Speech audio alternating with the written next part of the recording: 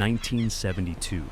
Somewhere on the coast of Mexico, three American friends were stranded.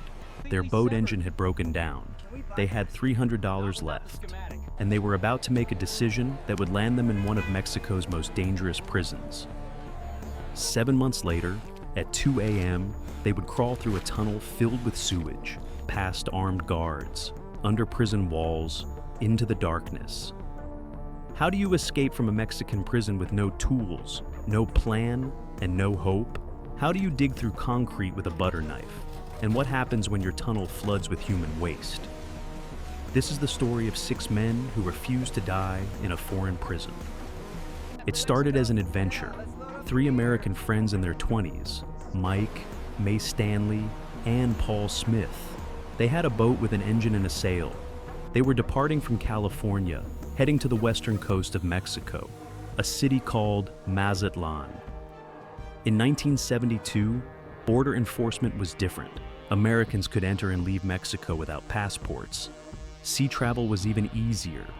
There were Coast Guard patrols, especially to combat drug smugglers. But if you were careful, you could slip through. The 3 friends made it to Mazatlan without encountering any patrols. The trip was simply for fun, adventure, exploring new places. Then their boat engine broke down. The boat was already in bad shape. They had bought it cheaply because they didn't have much money. The engine didn't die completely. Sometimes it worked, sometimes it didn't. But it was clearly finished. They had about $300 left, not enough to fix the engine and continue their journey. They needed to find a way to make money. The 3 of them had been using hashish. They bought some from a local taxi driver, and they noticed something. The price was almost 10 times cheaper than in America. An idea struck them. Buy hashish here, sell it in America, use the profit to fix the boat. They found the taxi driver again, told him they wanted to buy a substantial amount. The driver agreed to take them to someone who could help. He drove them through streets and roads, out of town, up a rough mountain road, far from the city, into a deserted area. The 3 friends started to feel anxious. They were afraid the driver was taking them into a trap. Maybe he had a group hiding between the mountains, waiting to rob them. The taxi suddenly stopped. The driver told them to get out. They stood there, nervous, expecting an ambush. Instead, a man approached with a donkey, dressed like a farmer. The donkey was loaded with large quantities of hashish.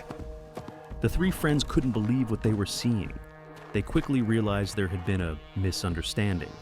The taxi driver, who didn't speak English fluently, assumed they wanted to buy everything. They pulled out their $300, told them it was all they had. The taxi driver and farmer argued with them. They expected more money. The conversation was difficult. Nobody understood each other. Finally, the farmer said fine, just give them what they had.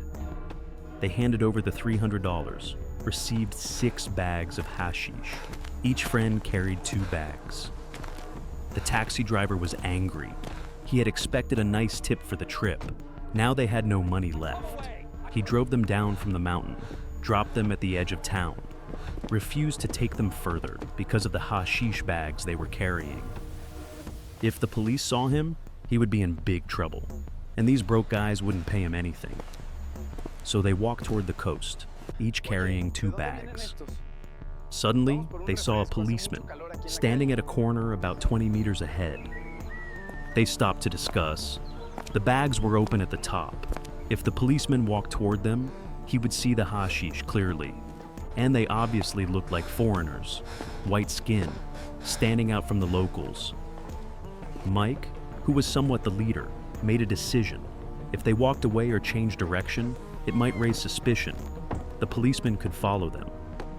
Better to continue walking, pass by him casually, as if nothing was wrong. The other 2 were hesitant, but they had to decide quickly. They walked forward, passed right by the policeman, even greeted him as they walked past. He didn't stop them. They couldn't believe it. Somehow, they got away. Back at their boat, they cleaned the hashish, removed stems and seeds, estimated they had around 10 kilograms left. a huge amount. They needed to hide it before returning to the United States. Coast Guard patrols could stop them at any moment. They remembered hearing about people smuggling drugs inside surfboards. They were surfers. They had boards and tools for maintenance. They opened one of the boards, cut off the top, removed the foam inside, replaced it with hashish, sealed it back up. Anyone looking at the board wouldn't suspect a thing. Now they needed a way home. Their engine wouldn't start. They tried many times. It ran briefly, then stopped. Taking it out to sea would be suicide.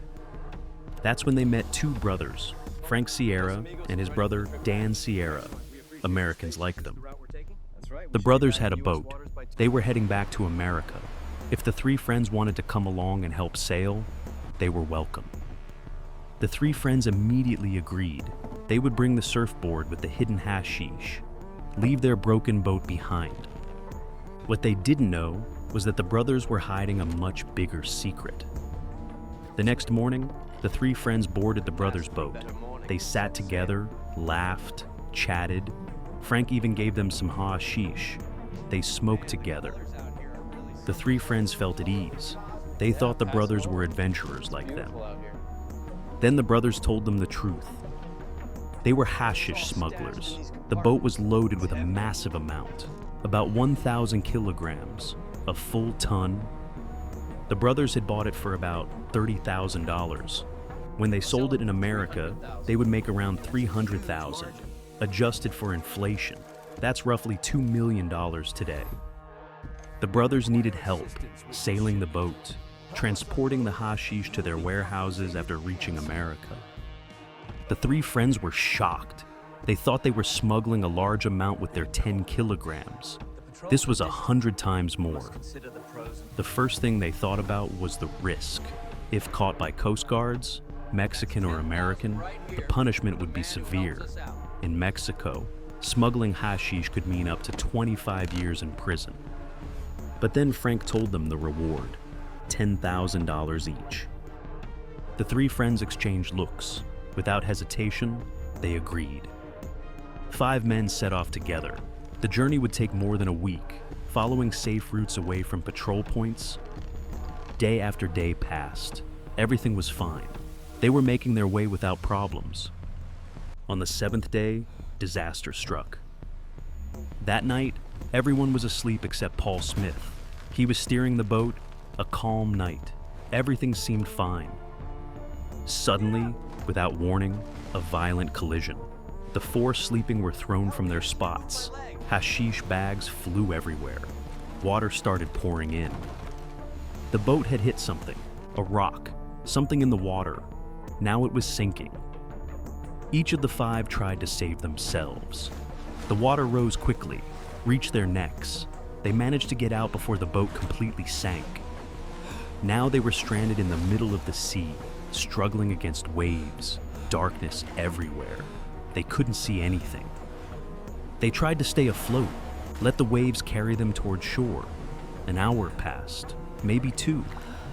Finally, they heard waves crashing, ashore ahead, but they couldn't see if it was sand or rocks. Luckily, it was a beach. They crawled onto the sand, exhausted, fell asleep immediately. When the sun rose, they saw something that shocked them. They weren't the only thing the waves had carried to shore. All their belongings from the boat, including hundreds of bags filled with hashish, scattered along the beach. If any locals found this, police would be called immediately. The 5 of them would be arrested. They started running along the beach, gathering bags, digging a hole to bury them. They dug with their hands, no tools. Then they saw villagers walking along the beach. 3 of them continued burying bags. The other 2, Frank and Mike, went to greet the villagers, distract them with conversation. Frank knew a little Spanish. He asked the villagers to take them to the nearest town, explained their boat had sunk. The villagers had a small truck, agreed to help. The nearest town was about 50 kilometers away. As the truck drove along the forest road, the 5 began to feel relieved. They thought they had escaped. Then the truck stopped. A car approached from the opposite direction, honking, flashing lights, speeding toward them. Armed police officers got out, pointing weapons at them. The five had no choice but to surrender. At that moment, they knew their fate would be very, very bad. The police took them to the station, put them in a cell, dragged them one by one to meet the chief officer. They were given papers to sign, confessions written in Spanish. None of them could read Spanish. When they hesitated, officers yelled at them, threatened them, pointed guns at their heads. All five signed under duress. Then they were taken to prison. It wasn't a modern facility with security systems. It was primitive, more dangerous because of it. They threw you into the yard, locked the door behind you, left you to choose your cell and fend for yourself, like putting sheep in a pen with wolves. The place was overcrowded, more inmates than it could handle. Most were drug addicts with ties to gangs.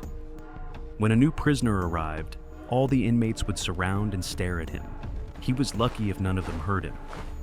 Fortunately, the five were together, making it difficult for anyone to single them out. They found a small cell. The first night was the hardest. They didn't know if they could survive, how long they would be there. Despite the depression, they immediately discussed their next move. The first idea, escape. The prison was chaotic, no real system. They were sure they could find security gaps. The next morning, they explored. The facility was surrounded by two walls, an inner wall about 8 meters high with sharp glass on top, an outer wall where armed guards stood. Escaping over the walls was impossible. The only option, dig a tunnel underground. The problem, the ground beneath them was concrete, not dirt. But all of them had seen The Great Escape, the famous movie from 1963, based on the true story of 76 prisoners escaping from a German prison during World War II through an underground tunnel. That gave them motivation. If those prisoners could do it, so could they. The obstacles were many. First, they had to break through concrete. The tunnel had to pass under the bathrooms, under the inner wall, through the space between walls, then under the outer wall. They estimated 10 to 15 meters of digging. They needed tools. One of them, Mike, noticed workers doing maintenance on a prison wall. He discreetly took a small stone. This would serve as a hammer. For a screwdriver, all they could get was a butter knife, a non-sharp knife bought from another inmate. Probably the brothers had some cash and connections. With a stone and butter knife, they would break through concrete. Not ideal tools, but all they had. The best place to dig was near the wall in their cell, the closest point to the outside. They moved one of the beds, set up a makeshift tent with a sheet to hide the person digging.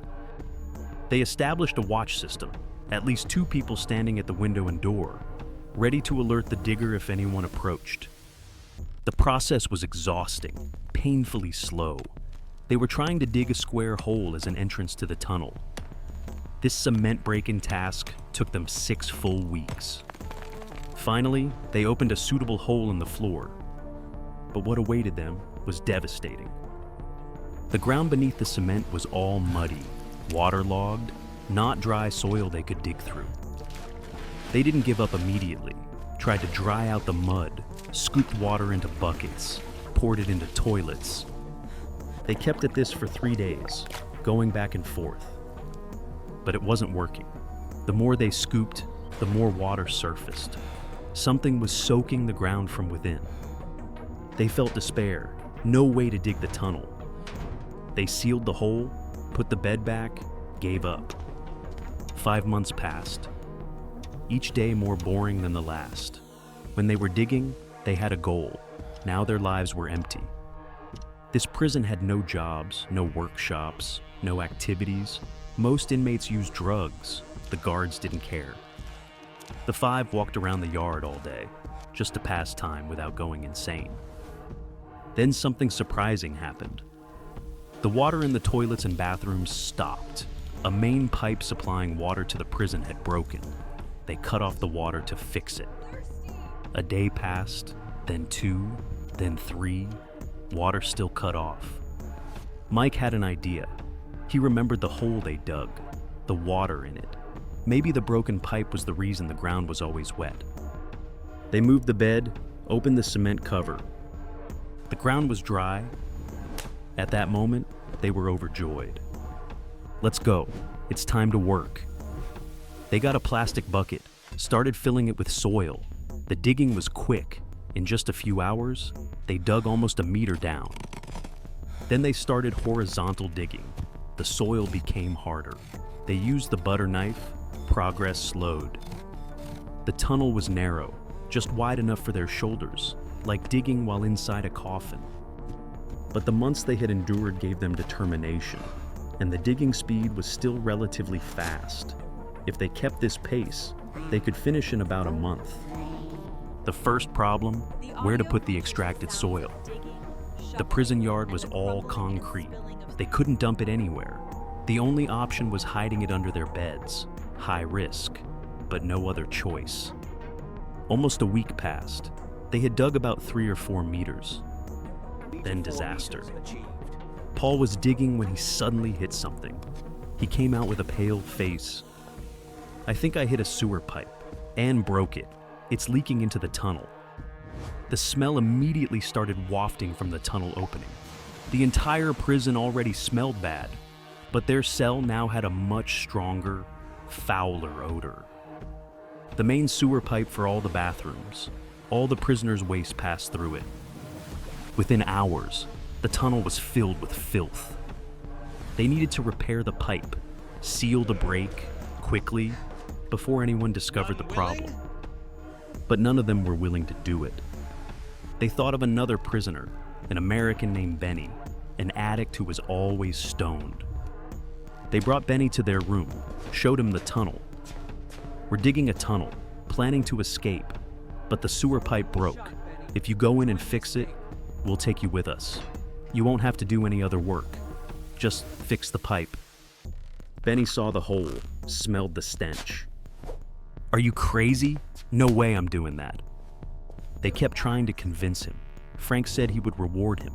Money, more weed than he'd ever seen. Benny was hesitant. The task was disgusting, but the rewards were tempting. Finally, he agreed. They managed to get cement powder, probably by paying workers, mixed it with water, put it in a coffee can. Benny prepared himself, took a deep breath, entered the tunnel. He wanted to vomit from the disgust, but fought through it, reached the pipe, applied cement to the break, sealed it. On his way back, he gathered filth, put it in the can, tried to clean as much as possible. Benny emerged covered in filth. The others had water ready for him. He had earned his place. Their number became 6. They waited a few days for the tunnel to dry. The smell remained terrible, but they could continue. They had lost valuable time. The longer it took, the greater the chance of discovery. They returned to digging with all their strength, working about 18 hours a day, taking shifts. The tunnel reached 6 meters. They estimated they had bypassed the inner wall, now in the area between the 2 walls. Mike had a small wooden flute. He modified it by attaching a small mirror, a makeshift periscope to look above ground from within the tunnel. He crawled to the end, made a small hole with the butter knife, used the periscope. They were very close to the outer wall, only 2 or 3 meters away. They pushed harder, sped up the digging. Now they needed to prepare for the escape itself. Dan had contacts outside. He arranged for 2 cars to wait at a specific location near the prison. The cars would be there after 3 nights. That was their deadline. The next night, something unexpected: rain. The person in the tunnel could hear it above his head. Water seeped through the periscope hole. The hole widened. Water poured in. They got out quickly, waited anxiously in their cell, expecting the tunnel to collapse, expecting guards to discover them. The rain continued through the night. When morning came, no one had discovered anything. Incredibly lucky. They went back into the tunnel. It hadn't collapsed. There was water and dampness, but it was still intact. They removed water, dried the tunnel, resumed digging immediately. The escape was supposed to happen that night. The cars would be waiting. They worked until around 2 a.m. Finally, they reached a spot they believed was past the outer wall.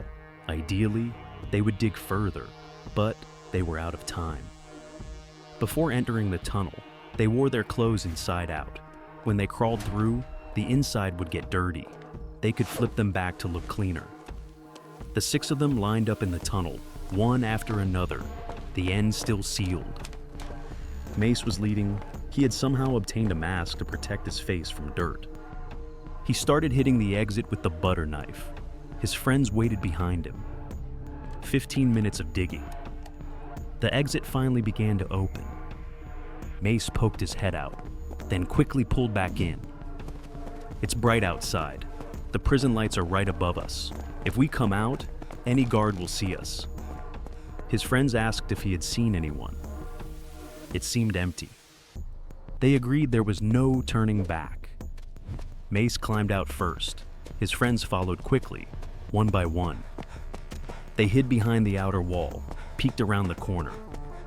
The area was completely exposed to guards. They had to walk past the main gate to reach the street. Mike remembered the trick with the hashish bags, walking confidently past the policemen. They turned their clothes to the cleaner side, dusted themselves off, walked calmly, pretending to be locals. They wanted to run, but knew sudden movement would draw attention. What helped was that the prison was surrounded by residential areas, not isolated in the middle of nowhere. Even if a guard saw them, he might think they were ordinary people returning home. Despite it being around 3 a.m., they walked quietly past the prison, put distance between themselves and the walls, then started running. They had gained their freedom. Now they had to reach the cars before dawn, before guards discovered their escape. They reached the agreed location, but no cars. Dan said there was a second location, near railroad tracks. They kept running. Dawn was beginning to break. They stood by the road, waiting. 2 cars approached from a distance. Dan watched, waiting for them to get closer. Then he smiled. Yes, it's them. At that moment, the 6 were indescribably happy. They had escaped the hell they endured for 7 months. They split up, the 3 original friends in one car, the 2 brothers and Benny in the other. Benny got off after a while, went his own way with the hashish and reward he was promised. The brothers were wanted in the US for drug trafficking. They headed to southern Mexico, didn't return to America. The 3 friends decided to return to the US, cross the land border. They still had their passports. Even in the Mexican prison, their passports weren't taken. The border guards let them through immediately. No obstacles. They returned home safely. Remember the question from the beginning? How do you escape from a Mexican prison with no tools?